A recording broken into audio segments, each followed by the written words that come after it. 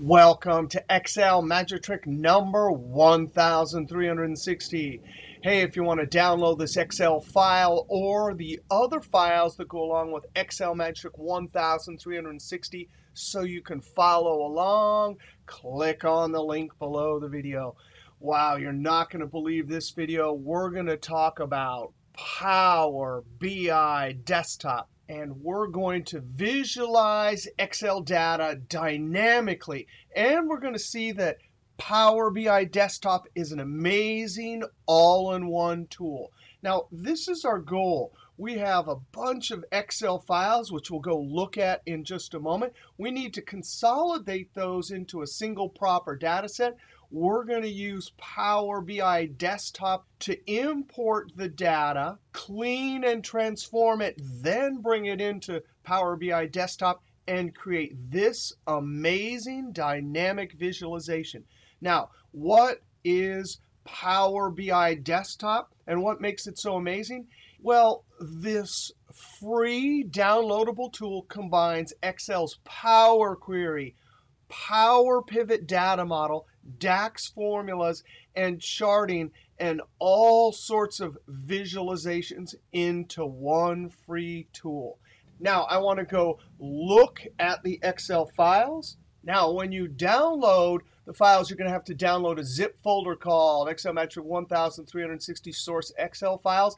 And here are the files. I'm going to open up Arizona. Now, in the Arizona file, we have a table. And this table is the same table in each one of the other state Excel files. We have date, store, zip code, product, payment type, units, amount of sale, revenue discount, and cost of goods sold.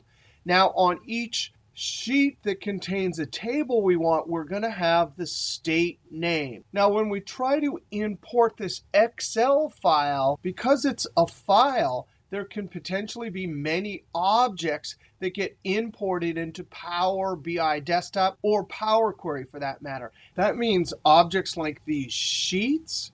Over here we have an Excel table. If I go to the Define Name dropdown, I even have a print area on this sheet. There will actually be an attempt to import that. Over here, we have a defined name, and we even have a filter area. So what that means is when you're trying to import, for us, just this single table from this Excel workbook, we have to make sure to properly filter out all objects except for sheets that contain state names.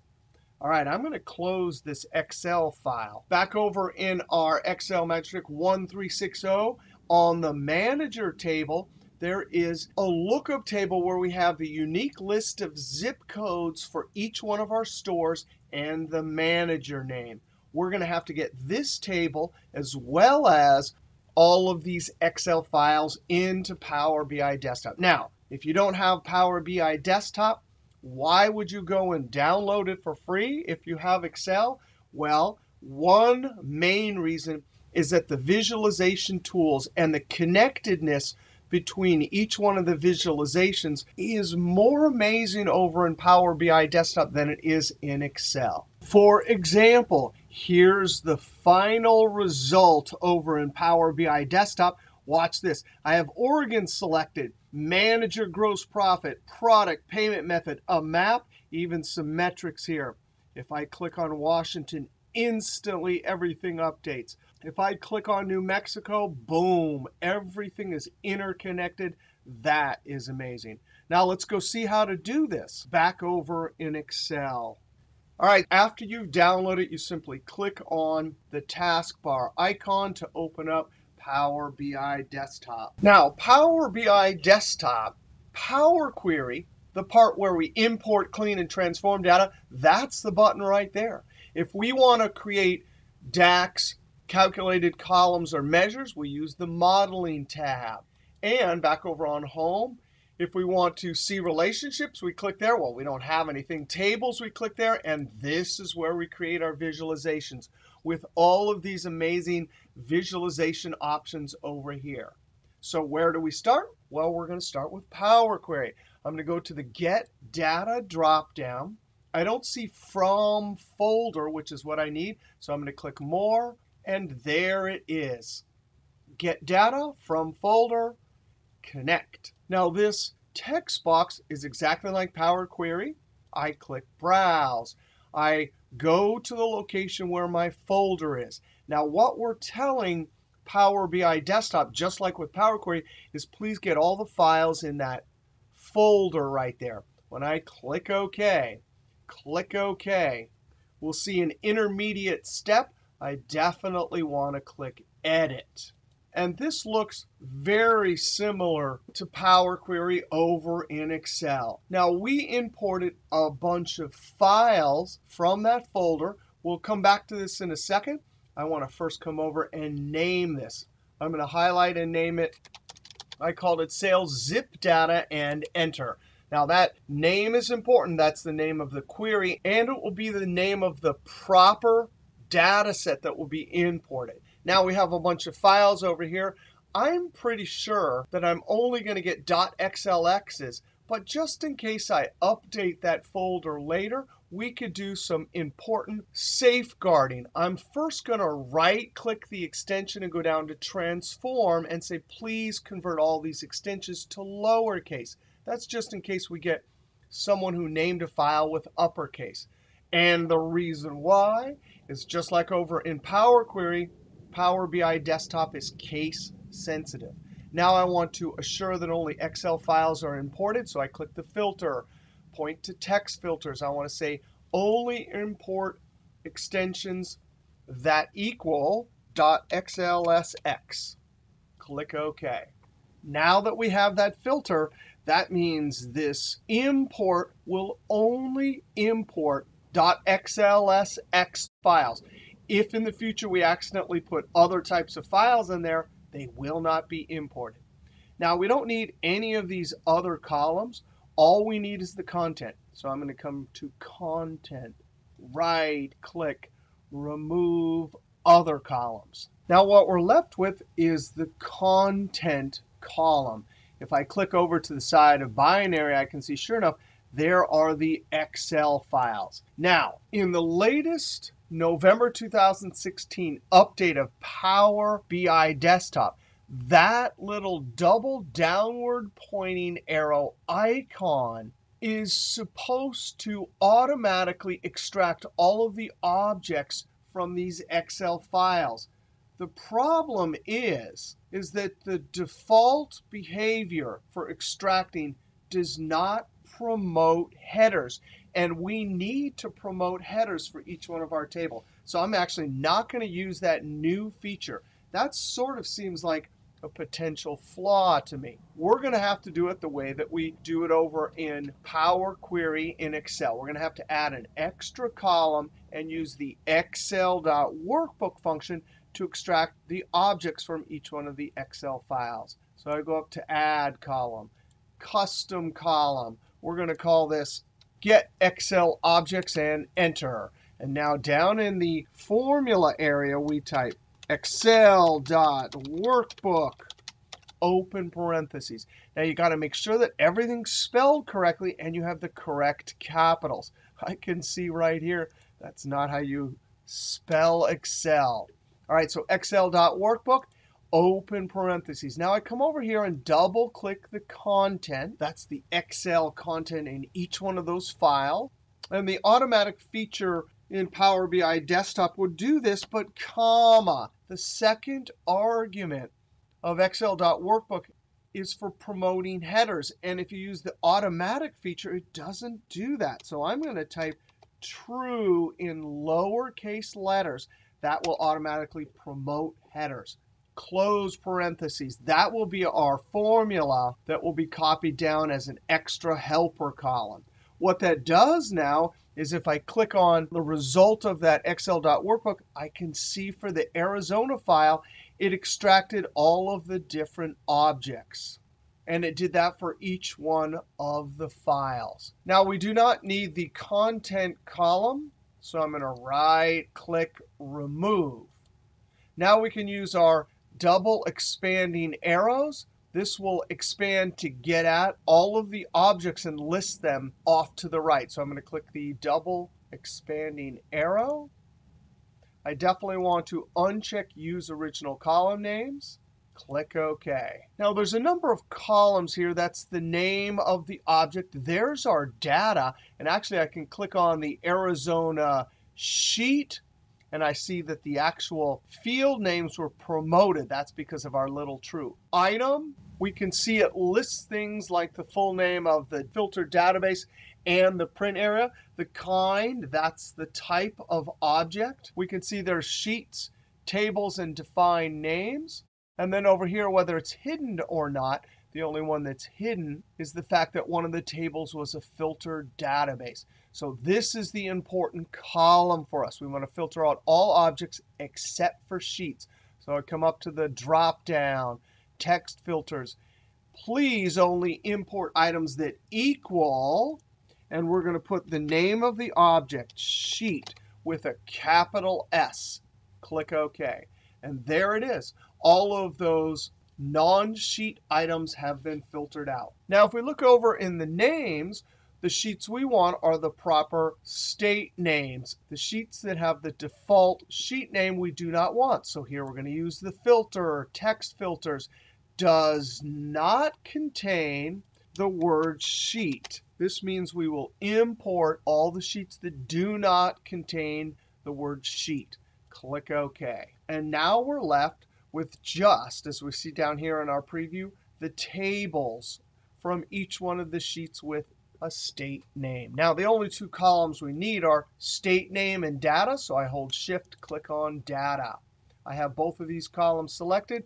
Right-click, Remove Other Columns. And now we can use this arrow pointing to both sides expand button to click, get at all of the fields from those tables. Make sure that's unchecked. Click OK.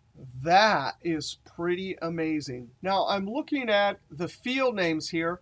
I see the first one needs to be called state. So I'm going to double click and name this state and enter. Date, zip code, product, payment, all of those look OK. Now I want to go through and make sure that the data types are the proper data type. Text, date, whole number, some sort of decimal. Now, since multiple columns are going to have data type text, I'm going to click on state. Then holding Control, I'm going to click on store, zip code, product, and payment type. Now I'm going to right-click, change type, and point down to data type text. I can see there's the ABC icon, meaning it's text. Now, this is the only column that has a date, so I'm going to click on that icon, ABC123, and point to data type date. Come over to units, click on the icon, point to whole number. Now, for amount of sales, I click, hold Shift, click on cost of goods sold, right-click, change type. And we want to notice something. Over in Power Query Excel, this option is called currency. Over here in Power BI Desktop, it's called fixed decimal number. Now, the reason is that the fixed decimal number will only include up to 4 decimals, whereas decimal includes up to 15 significant digits, just like over in Excel. I'm going to select this one, and look at that. It shows the same icon as over in Excel when we select currency. Now, we took all the separate tables, stacked them on top of each other. The official term in Power BI Desktop and over in Power Query is append the tables. We made sure we had the right data types, but now we need to do one further transformation. I need to take the amount of the sale and multiply times 1 minus the revenue discount. We're going to keep the units just in case we need to do analysis on the units. But the amount of the sale is not the total sale. So for this 4 items we sold, the total sale is not 1980. It's actually 1980 minus a 10% discount. So I'm going to add an extra column, add column, custom column. I'm going to call this net revenue. And now we could just multiply here, but I want to officially round. Now over here, we can't use round like Excel. We have to use number dot round. And just like our earlier function, we have to have the capitals and the spelling correct. Now I can, in the first argument, multiply certain fields I want. Amount of sales, so I discount, there it is in square brackets, times, open parentheses, 1 minus the revenue discount, close parentheses. Now I'm doing 1 minus because if I multiply just the revenue discount, it would give me the actual amount of the discount. And I want the net revenue, so that's what the 1 minus does. Now, comma, and we're rounding to the penny, so we put a 2 here, close parentheses. Now, number dot round doesn't round like the Excel spreadsheet round function. It rounds like the number dot round in Power Query or the VBA round or most databasing rounding, where it does halfway even rounding or bankers rounding. I'm going to click OK, and there's our new column. Click on the icon for data type, point to fixed decimal. Now I don't need revenue or amount of sales, so I click on the first, hold Shift, click on the second, right-click, remove columns. Now we have our table that we can import into the Power BI data model. So now I go up to Home, and unlike Excel Power Query, where this is close and load, here it's close and apply. So I'm going to click close and apply. It's going to try and import. That's a lot of data. It's done. Over here, we can see the name of our table and all of our fields. The little sigma means those are numbers, not formulas or something. Over here, I can click on relationships. And sure enough, there is my table. I'm going to expand to see all of the fields, including some extra space because we're going to add some extra fields. Right there, that's the full view of the table. And right there, that's where we create our visualizations. Now we need to import one more table. I'm going to click on relationships. I'm going to go up to Get Data, click, and we have one more table from an Excel file. So I click on Excel. And wherever you download that file, we need to point to Excel Magic 1360 Excel. Double click. Now notice it's listing the objects, and the only object we want is that manager zip code table. That's an official Excel table. We see a preview here. I check it. I'm definitely going to click Edit to bring it into the editor. Now I see right there it's got the icon for 1, 2, 3, which means a whole number. I could see it added a step here. I'm going to click the red X to delete that step. Now I'm going to come over and highlight both columns, holding Shift. I click on this one, and I want both of them to be text. Right-click, change type, and down to text. There we see my ABC. Now we're ready to close and apply. And now in our relationship view, we can see we have our two tables.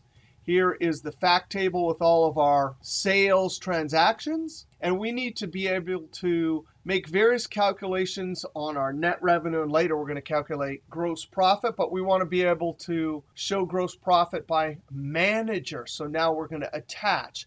This is the one side. There's a unique list of zip codes. I click and drag. And I drag it over to Store Zip Code. Now notice if we were over in Excel Power Query, this would be a little bit more polite. But I'm going to hope that I got this right. I'm going to drop it right there. And if I click on the one-to-many relationship, we could see it got it right. Now we could go over to our table. And if you wanted to see the table, that's our fact table or sales table. You could click on the manager table and see that.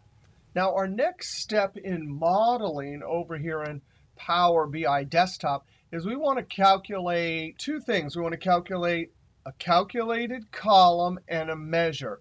Now let's go look at our sales zip data here. I actually want to add an extra column that looks at the units and categorizes the transaction as retail if the number of units is less than 6. If it's greater than 6, we want to categorize it as wholesale. So now up in the Modeling tab, I can click New Column. Now, I have selected the sales table. So when I click New Column, and there's our new column. And look at that. Right up in the formula bar, it's highlighted. And I'm going to type sale type, then a space, then an equal sign, and a space. Now, if we were over in Power Pivot building a DAX calculated column, we would use an equal sign before we created our formula.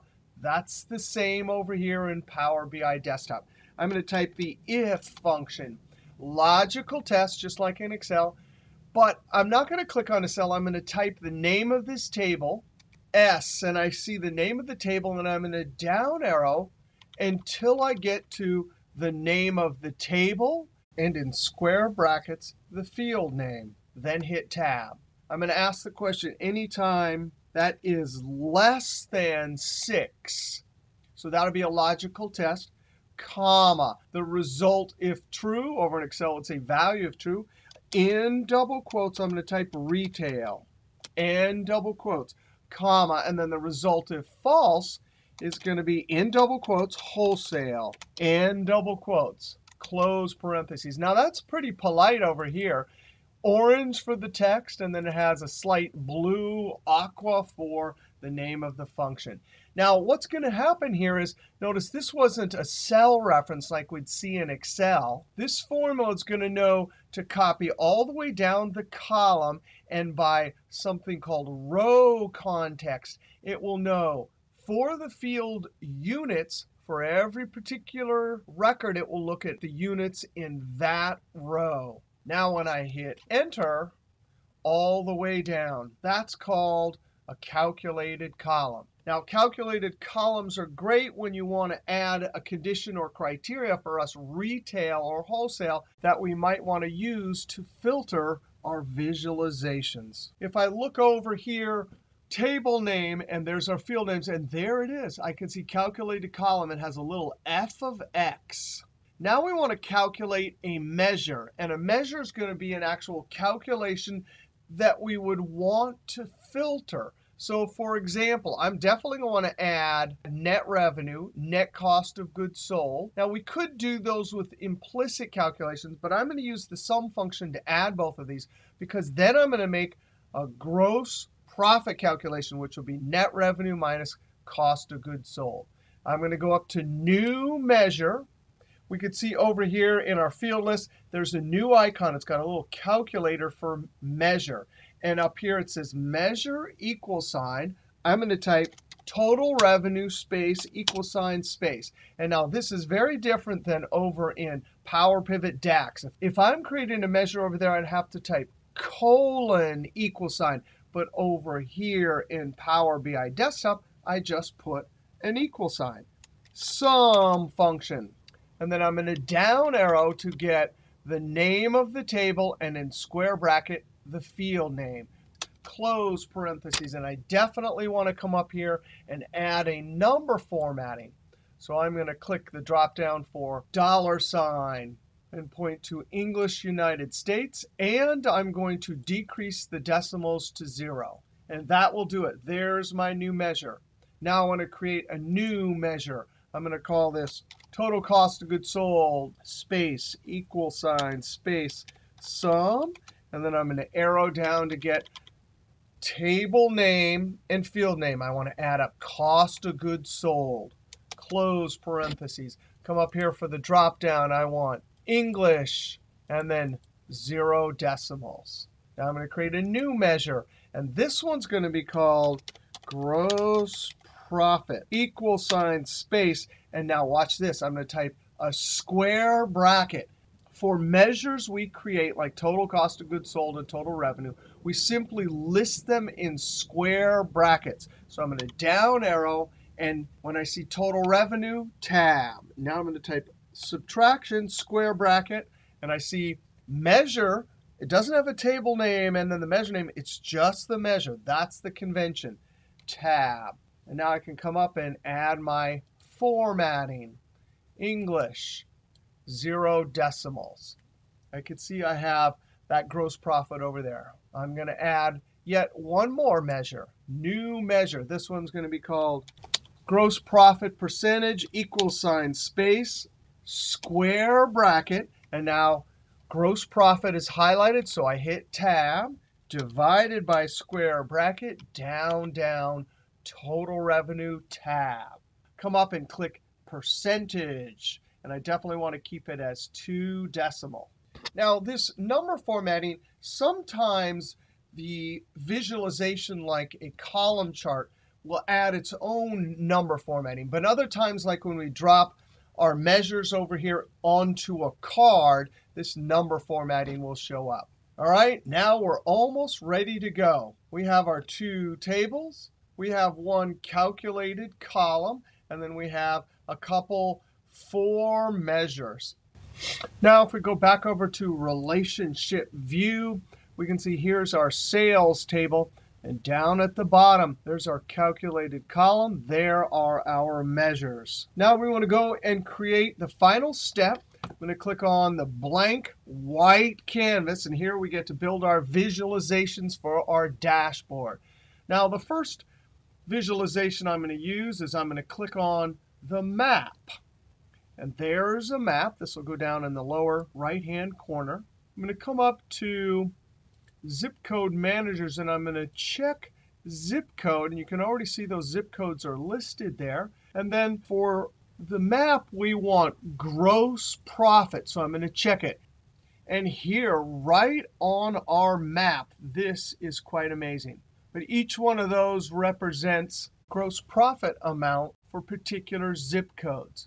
Now, the next visualization we want is we want clustered bar. And actually, before I click on it, I want to click in the white so it creates a new one and doesn't change that one. All right, so click, and there is our clustered bar. I'm going to drag it down a bit. And this is where we want our managers. So I'm going to check managers. Nothing, but now we want to come down to gross profit and check. And there it is. We can resize it a bit, especially so we see the full name. Already we can see the amazing interconnectedness between these visualizations. If I click on Arcelia, instantly it zooms in on Washington. If I come down to Cassie, instantly it goes down to Arizona.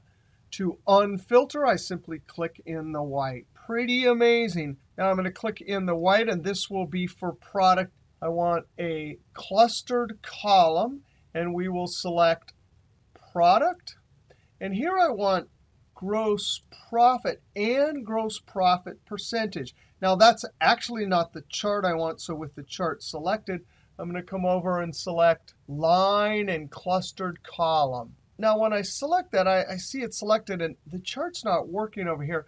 But this is where the different areas of the visualization will help. It looks like it has column values for gross profit and gross profit percentage, but that's not what I want. I'm going to click and drag it down to the line value, and sure enough, there it is. Here's another thing. Right before we go any further, you know what? I think I want to change that word percentage to a percent symbol. So I'm going to come over here, right-click, rename, and I'm going to double-click the percentage and type a percent symbol and enter. And there, that's already looking a little bit better. Now I'm going to click in the white. I want the same clustered column and line, but on this one, I'm going to select payment type and then check gross profit. And so for gross profit percentage, I'm going to click and drag it right down to line values. Feels like I'm dragging to a pivot table. Now we can move these around a bit, resize. Now I'm going to click down in the white and come over, and there it is. I want a slicer. And this is where I'm going to drag my state, or simply check, and there are the states. And the last thing we want is a card. I'm going to come over there. That's a single card. I want multi-row card. So I click, resize it over here. And now this is where I want all my measures. I'm going to come over and check gross profit percentage, total revenue, and total cost of goods sold. I could come over and resize this a bit. And now let's see this In action, I'm going to select Arizona, and instantly everything is filtered. Click on California. Look at that. Click on Oregon. There's the map. I can look through payment method, product, manager. See the total numbers down here? That is absolutely amazing. All possible with Power BI Desktop. And we started this all out simply on the Home ribbon tab, getting data and bringing it in. And then we did some editing. That's a way to see the editing. There's all the steps. Once we got it in, we then imported a table, built a relationship, and then got busy building calculated columns, measures, and finally building our interactive dashboard with our visualizations. All right, that was a lot of fun with Power BI Desktop. We'll see you next video.